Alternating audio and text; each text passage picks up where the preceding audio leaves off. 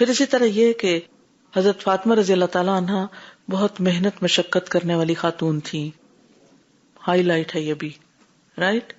جنت کی عورتوں کی سردار ہیں، دیکھیے کتنا کام کرتی ہیں، تو اپنے آپ کو مظلوم نہ سمجھے. حضرت علی کہتے ہیں کہ رسول اللہ صلی اللہ علیہ وسلم نے جب فاطمہ رضی اللہ عنہا سے ان کا نکاح کیا تو ان کے ساتھ روئیں دار کپڑے، یعنی اوپر بر ہوگی یا جیسے شنیل ہوتی ہے یا کوئی اس طرح، یعنی جو کپڑے تھے ان کے اوپر روئیں تھے، پلین کپڑا نہیں تھا. چمڑے کا تکیا جس میں گھاس بھری ہوئی تھی، 2 چکیاں آٹا وغیرہ پیسنے کے لیے، مشکیزہ پانی بھرنے کے لیے، اور 2 مٹکے گھڑے جو ہوتے ہیں وہ بھی روانہ کیے. ایک دن حضرت علی نے فاطمہ رضی اللہ عنہا سے کہا، اللہ کی قسم کنویں سے پانی کھینچ کھینچ کر میرے سینے میں درد ہو گیا ہے، یعنی میں اتنی محنت کرتا ہوں، بہت مشقت ہو گئی.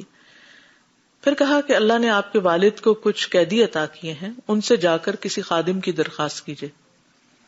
فاطمہ کہنے لگی، اللہ کی قسم چکی چلا چلا کر میرے ہاتھوں میں بھی چھالے پڑ گئے، اور یہ ان کے گھر کے کام ہے. چنانچہ وہ نبی صلی اللہ علیہ وسلم کی خدمت میں حاضر ہوئی. آپ نے فرمایا، چھوٹی بیٹی کیا بات ہے؟ چھوٹی بیٹی یا بنیتی، یہ تھی بھی چھوٹی سب سے. انہوں نے عرض کیا، میں آپ کو سلام کرنے کے لیے آئی تھی. انہیں آپ کے سامنے اپنی درخواست پیش کرتے ہوئے شرم آئی. گھر سے تو اتنا بوجھ لے کے آئی تھی، لیکن آپ کو دیکھ کے کچھ نہ کیسے بھی.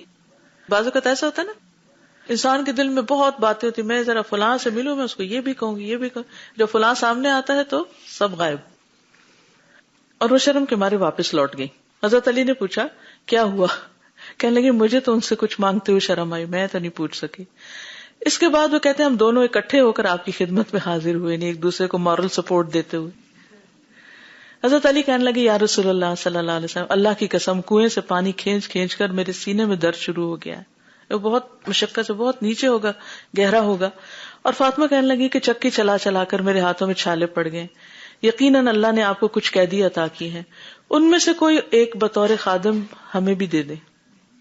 یہ سن کر رسول اللہ صلی اللہ علیہ وسلم نے فرمایا، اللہ کی قسم میں اہل صفہ کو چھوڑ کر جن کے پیٹ چپکے پڑے ہوئے ہیں اور ان پر خرچ کرنے کے لیے میرے پاس کچھ نہیں، میں تمہیں کوئی خادم نہیں دے سکتا، بلکہ میں انہیں بیچ کر ان کی قیمت اہل صفہ پر خرچ کروں گا. اس پر وہ دونوں واپس چلے گئے. رات کے وقت نبی صلی اللہ علیہ وسلم ان کے پاس تشریف لائے، اور انہوں نے جو چادر اوڑھ رکھی تھی وہ اتنی چھوٹی تھی کہ سر ڈھکتے تھے تو پاؤں کھل جاتے، پاؤں ڈھکتے تو سر کھل جاتا. آپ کو دیکھ کر دونوں اٹھنے لگے تو آپ نے فرمایا اپنی جگہ پر ہی رہو. پھر فرمایا کیا میں تمہیں وہ کلمات نہ سکھاؤں جو جبریل نے مجھے سکھائے؟ وہ اس سے بہتر ہے جس کا تم نے سوال کیا. پھر فرمایا ہر نماز کے بعد 10 مرتبہ سبحان اللہ، 10 مرتبہ الحمدللہ، 10 مرتبہ اللہ اکبر کہہ لیا کرو، اور جب بستر پر آؤ تو 33 مرتبہ سبحان اللہ، 33 مرتبہ الحمدللہ اور 34 مرتبہ اللہ اکبر کہہ لیا کرو. حضرت علی کہتے ہیں، اللہ کی قسم جب سے رسول اللہ صلی اللہ علیہ وسلم نے یہ کلمات سکھائے ہیں میں نے انہیں نہیں چھوڑا. حضرت علی سے ابن القوا نے کہا کہ جنگ صفین کی رات بھی آپ نے نہیں چھوڑا؟ تو میں نے کہا، اہل عراق اللہ تم کو ہلاک کرے، صفین کی رات بھی میں نے نہیں چھوڑا. یہ ہلاک کرے نا، وہ جو تقیہ کلام جیسا کلمہ ہوتا ہے نا، you don't mean it but انداز خطاب ہوتا ہے، یعنی میں نے اس رات بھی ان کو نہیں چھوڑا. یعنی اتنی پابندی کے ساتھ میں نے ان کلمات کو پڑھا. ہم سوچیں کہ ان تسبیحات کے پڑھنے کی پابندی ہم کتنا کرتے ہیں رات کو سوتے وقت. اگر ہم اس کی واقعی پابندی شروع کر دیں تو دن بھر کی تھکاوٹ دور ہو سکتی اور بہترین نیند آ سکتی. تو یہ بھی ایک ہائی لائٹ. اب دیکھیے کہ خاص طور پر یہاں آپ کو اپنے سارے کام خود کرنے، گھر کے بھی کرنے ہیں، باہر کے بھی کرنے ہیں، اور اس پر مزید ماشاءاللہ آپ نے پڑھنا لکھنا بھی شروع کر دیا تو مشقت اور بڑھ گئی، ذہنی بھی اور جسمانی بھی، اور پھر اس کی وجہ سے کوئی ادھر ادھر سے بات بھی سننی پڑ جاتی تو جذباتی مشقت بھی ساتھ شامل ہوگی. لیکن الحمدللہ آپ روحانی طور پر اسٹرانگ ہوتے چلے جا رہے ہیں، اور جو شخص روحانی طور پر اسٹرانگ ہوتا ہے وہ ان ساری چیزوں کو مقابلہ کر لیتا ہے، اور اس کے پاس یہ تسبیحات اور اللہ کا ذکر ایک ایسا علاج ہوتا ہے کہ جس کا مقابلہ اور کوئی چیز نہیں کرتی.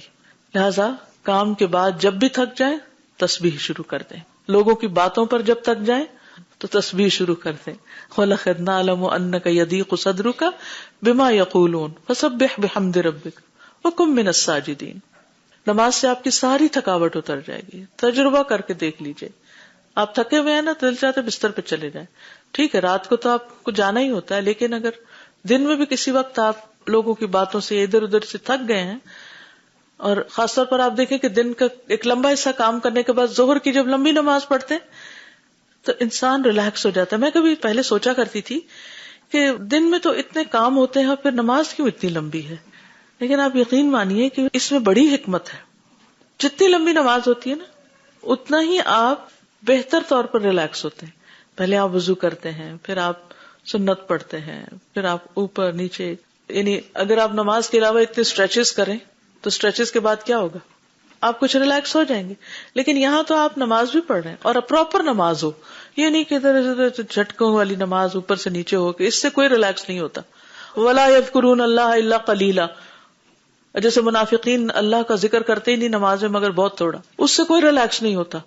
اگر آپ پراپر نماز پڑھنے والے ہیں, میں آپ کو گارنٹی دیتی ہوں کہ یہ نماز آپ کی تھکاوٹ لازماً دور کر دے گی, آپ کو بالکل فریش کر دے گی.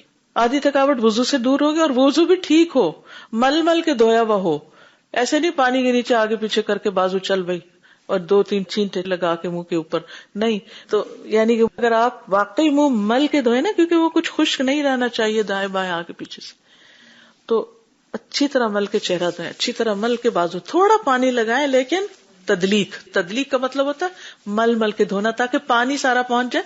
اور یہ جو مل مل کے دھونا ہے نا, آپ ذرا مل کے دیکھیے اس وقت بازو 2-3 ایسے ملیے کیا ہو رہا ہے, مساج ہو رہا ہے نا. اور تیل کی وجہ پانی لگا کے آپ مساج کر رہے ہیں تو آپ کو ٹھنڈا کر رہے ہیں, ساری نجاستیں اتر رہی ہیں, روحانی جسمانی دونوں.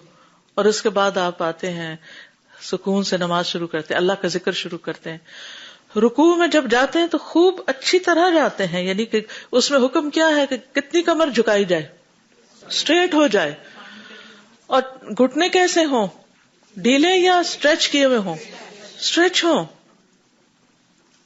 کیونکہ کچھ لوگ گھٹنے آگے سے کر کے ایسے کر کے رکوع کر رہے ہوتے ہیں, اس سے کوئی تھکاوٹ نہیں اترتی. اگر آپ مسنون نماز نہیں پڑھتے تو آپ کی تھکاوٹ نہیں اتر سکتی. آپ پراپر نماز پڑھی اور پھر آپ جاتے ہیں سجدے میں, صحیح جما کے آپ سجدہ کر رہے ہیں, صحیح آپ کے پنجے پیچھے سے مڑے ہوئے ہیں. اگر آپ یہ ساری پاؤں کی انگلیاں اور ان کے پور پورے مڑ کے کھینچتے ہیں, تھکاوٹ اترے گی یا نہیں اترے گی؟ اور پھر جس سرٹن پوزیشن پہ بیٹھنے کے لیے کہا گیا, اور خصوصاً جب رائٹ پاؤں اٹھا کے آپ کھڑا کر کے آپ تورک کرتے ہیں, صحیح نماز تو پڑھ کے دیکھیے. الا یہ کہ آپ کو کوئی تکلیف ہے, کوئی لیگز میں, گھٹنوں میں یا کچھ اور, وہ تو اور بات ہے, آپ کی مجبوری ہے. لیکن ادروائز اگر آپ مسنون نماز پڑھتے ہیں تو یہی نماز واقعی آپ کے لیے راحت کا باعث بنتی اور آپ اس کو انجوائے کرتے. اور اگر نہیں انجوائے کرتے آپ نماز, اس کو بوجھ سمجھتے تو اللہ سے دعا شروع کر دیجیے, اللہ مجھے نماز کی محبت دیتے, اللہ نماز کو میری آنکھوں کی ٹھنڈک بنا دے, میری تھکاوٹ کو دور کرنے کا ذریعہ بھی بنا دے, جسمانی بھی اور روحانی بھی اور ذہنی بھی. بہت بڑی نعمت ہے اللہ کی نماز, جس کی ہم قدر نہیں کرتے. پھر اسی طرح مشقت کی عادت تو آپ نے ڈالی ہی, ان کو ناز و نعم سے بھی بچایا. ابن عمر کہتے ہیں کہ نبی صلی اللہ علیہ وسلم فاطمہ رضی اللہ عنہا کے گھر تشریف لے گئے, لیکن اندر نہیں گئے. حضرت علی گھر آئے تو فاطمہ رضی اللہ عنہا نے اس بات کا ذکر کیا کہ آپ آئے ہیں لیکن اندر نہیں آئے. تو انہوں نے نبی صلی اللہ علیہ وسلم سے پوچھا, حضرت علی نے, آپ نے فرمایا میں نے اس کے دروازے پر دھاری دار پردہ دیکھا تھا. پھر فرمایا مجھے دنیا کی آرائش و زیبائش سے کیا سروکار. تو حضرت علی نے آ کر ان سے آپ کی گفتگو کا ذکر کیا, یعنی حضرت فاطمہ سے. تو انہوں نے کہا آپ صلی اللہ علیہ وسلم مجھے جس طرح کا چاہیں اس سلسلے میں حکم فرمائیں. آپ نے فرمایا اس پردے کو فلاں فلاں کے گھر بھجوا دیں, انہیں اس کی ضرورت ہے, تم اس کو استعمال نہیں کرو. کیا سکھا رہے ہیں آپ اپنی اولاد کو؟ ہم کیا سکھا کے بھیجتے ہیں؟ ہم اپنے بچوں کو شیئرنگ کرنا, دوسروں کو دینا, دوسروں کو اچھی چیز دینا, یہ سکھاتے.